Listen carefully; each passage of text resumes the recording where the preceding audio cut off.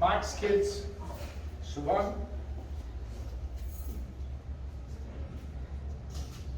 Alistair and David, Mike's partner, Colleen, Leslie and myself. Just want to say a big thanks to all of you coming here today. It's truly appreciated. There's a lot of apologies from people. I'm not going to read them out. Let me just try and tell you something about Mike's life for those of you that don't know. There were 4 boys, Glenn being the oldest, Brian, Michael and myself. Unfortunately, Michael and myself weren't the academic type. We ended up going to Abbott's. But Michael enjoyed his rugby. He was actually quite a good rugby player. Could have been better, but he used to love partying and listening to music. He tried to play cricket, but he was pretty cuck at that. 2 left feet and 2 left arms. So we all went to Sax. He left Sax. Obviously, he had to go into the army. I don't know if he made the right mistake or the fatal mistake. He joined the bank. For those of many of you that will know that in those days, if you joined the bank, you went to the army, the bank paid half your salary, and then you came out and you worked for the bank for another 2 years, you got your money back, which he thought was fantastic. Came out of the army, and the gentleman is here today. I don't know if he wants to be known or not. He won't point him out to you, but his best mate, it was his best man at his wedding, another old Pinelander, Bruce Henderson, joined him working at Standard Bank. These guys, I was a lighty, I thought to myself, yes, this is life, boy. They ran a disco. They'd get home at 6 o'clock in the morning on a Saturday morning. They'd go off to the bank, Standard Bank agency, up at the garden centre. One of their mates, he might even be here, went into the bank one Saturday morning to to draw money, and you must excuse me, I swear quite a bit. There's fucking no one in the bank. The bank was open. And you know, in those days you didn't have these massive shields and whatever. So he leaned over the counter, and there was Mike passed out on the floor. And I actually thought Bruce was on the floor as well, but Bruce earlier told me that he was in the toilet, the public toilet, puking his guts out. That was how those guys lived. I can remember once as well going to help them with the disco. In fact, Bruce, I don't know, Bruce couldn't make it. He more than likely would have been chasing after some young fluff somewhere. And Mike said, come with. You just got to put the records in the right sleeves. Because you know, in those days it was just vinyl. And I think it was the 21st. And we went there, and he was playing music, and no one was dancing, and no one was dancing. And me being as harakat as I am, I said to him, yes, but you're a cut DJ, no one is dancing. He said, wait. Carried on. I said, fuck it, Michael, you're a DJ, where are the people? They're not dancing. Wait. And eventually he said to me, give me that record over there. I said, what's this? Tina Turner, Nutbush, Steady Limits. And that was it. I think he used to do it on purpose because he knew that if he played that, he would get things going. So from the bank, he went into the insurance world, was fairly successful, ended up on the pension side, worked in PE for a couple of years where Siobhan was born, and then moved to Namibia, worked in Namibia for 2 or 3 years. And it was then that his ex-wife decided that they need to go live in Canada. So in 1994, they emigrated to Canada. Sadly for my brother Mike, it didn't work out for him. They went to Ottawa, which is a predominantly French-speaking town, and he found it very difficult there. And I think it was in 2004 that he came back to South Africa. Been out of the country for 10 years. It was very difficult for him to get back into that networking business of insurance. Well, as you all know, business is all about networking, and if you're out of it for a while, it's not easy to get back. So yeah, he struggled along, and luckily, or not luckily, he met Colleen 7 years ago, which I think also helped him along in his life, and then got involved with Olympics. Fucking, I felt sorry for you, boy.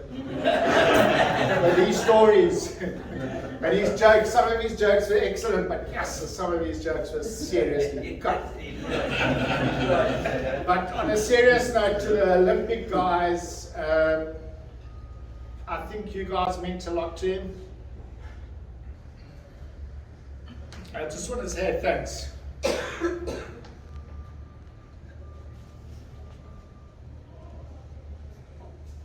You really meant a lot to him. Okay, sorry. I didn't think I would be so bad. Maybe it's all the gin I've been drinking. That's never made me morbid before. Okay, I've got some things here that I want to read out from his children and from Colleen and from a cousin in England. The one son, Alistair, hasn't sent anything.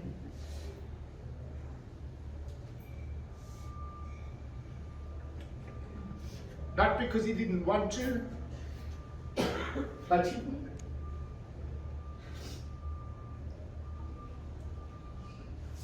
like me, he didn't know what to say. So,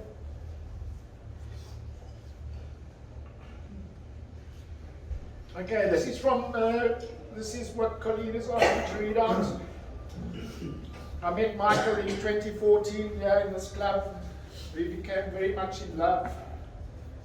And it wasn't long before I invited him to move in with me. Stupid girl. I did everything for him. Cole, find me my shoes, bring me my charger, bring me my phone, find my glasses, find my asthma pump, and so on. I'm so chuffed to see that he bossed someone else around, because as the youngest, he used to do that to me all the time. Carry this, do that, polish my rugby boots. He was my soulmate. We laughed, we cried, we ate too much and drank too much on special occasions. We enjoyed each other's company and had a lot of fun times together. I miss him terribly. He will forever have a special place in my heart. Rest in peace, my bud. Then our cousin, one of those like down the road cousins, Valerie, that's like Valerie's daughter. She sent me this. Francesca Somachi, who lives now in the UK. I don't know when last we saw her. And she basically wrote, Micah has been on my mind obviously since I heard the news.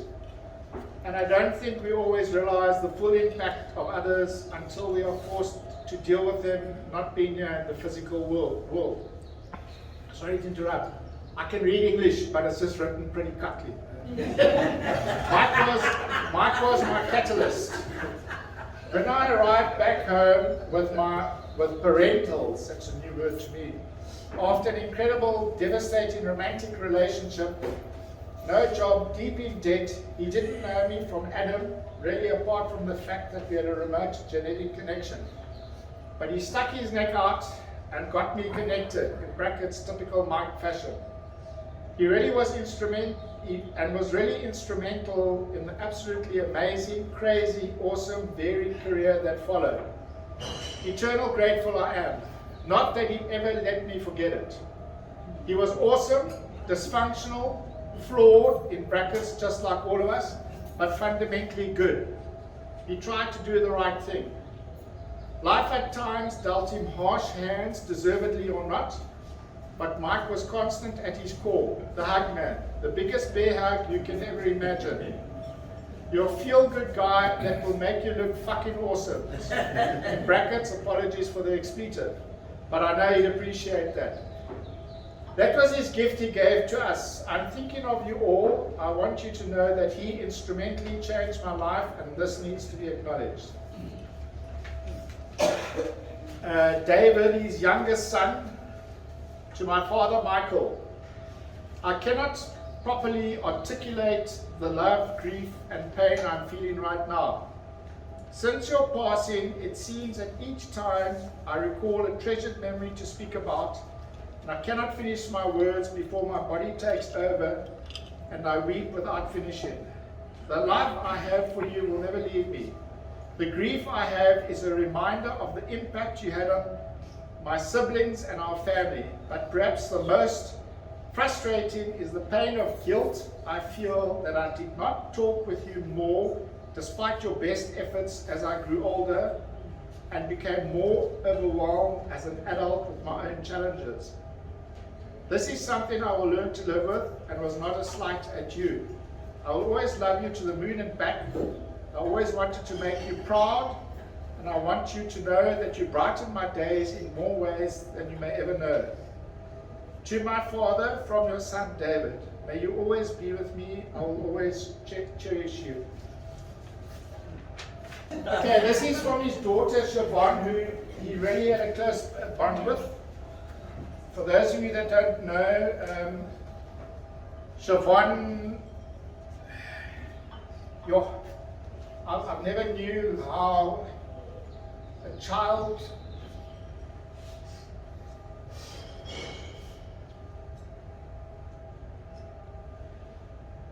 could worship her father.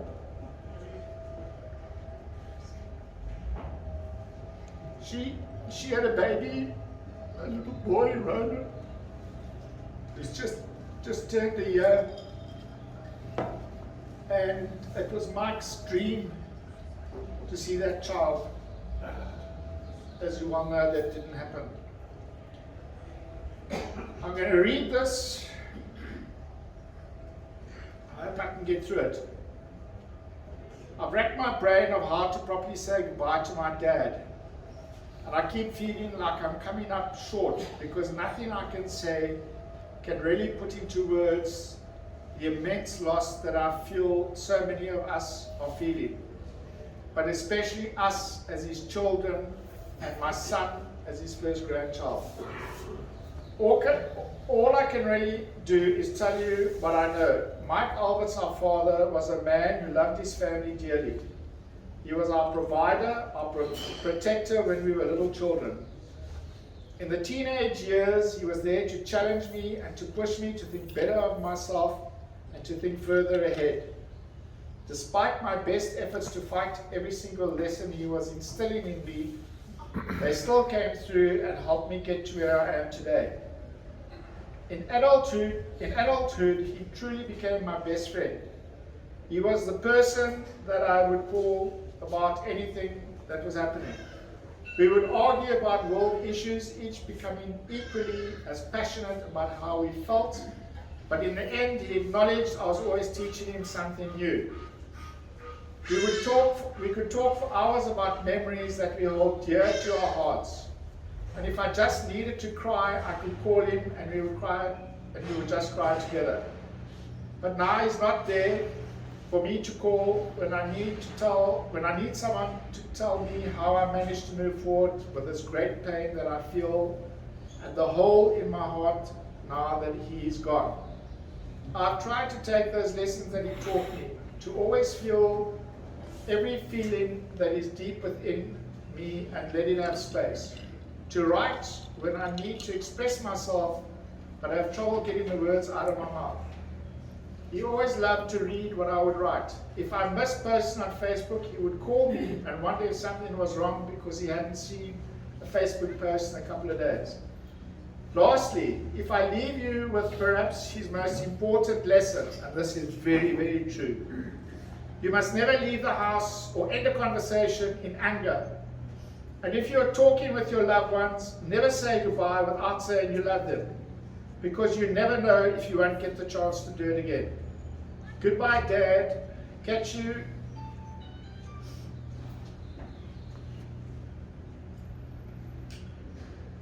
Catch you on the other side someday. Love you lots, like Jimmy Tots. I'd just like to end off, if there's anyone else that wants to say anything. Don't keep it long because I need to get a drink. You're welcome to come up here and say something. But I just want to finish. My late mother had a favorite saying.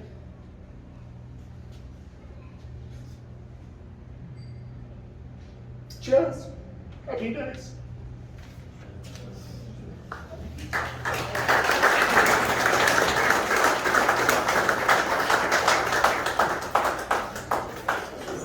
Sorry, just one last thing. I don't have a glass with me, but to Mike, to life, cheers.